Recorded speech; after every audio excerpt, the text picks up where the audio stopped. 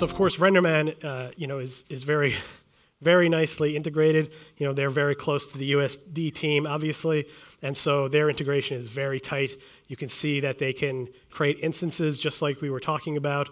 They have their own custom UI that sits on top of the standard Houdini UI.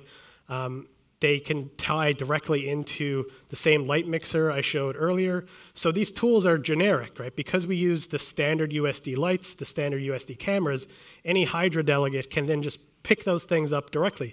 They don't have to re-implement their own lights and their own light handles and so on. And so you can see here with RenderMan how nice and tight that coupling can actually be.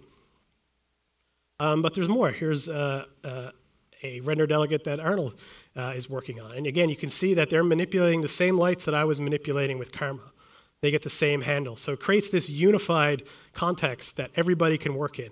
So the UI stays consistent, the way you work stays consistent, and you can then plug in whichever your preferred renderer is.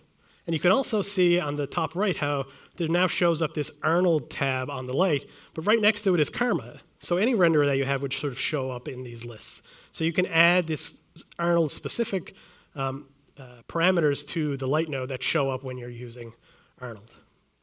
There's also the display options. So these are Arnold-specific display options for how the viewport is currently rendering. And when you've switched to a different renderer, the display options switch to that renderer's display options. So again, it's not just about using the underlying USD technology, it's also making sure that our interface is open enough that these other third parties can plug into what's available and create this consistent workflow. ProRender from Radeon, again, already working in the viewport. You can see this interactive lighting. Things work as they sort of tumble around. So third parties at various states of integration, but all working toward the same goal of having these Hydra heads, again, based on the idea that USD allows you to push the same data to multiple render targets.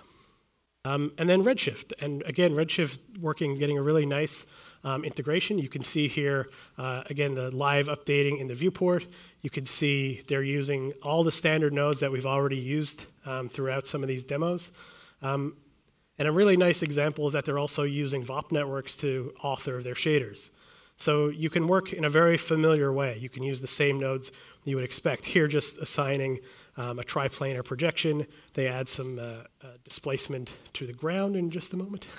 But nevertheless, the point being, you can see that they have this really nice version of their shader that operates inside Solaris.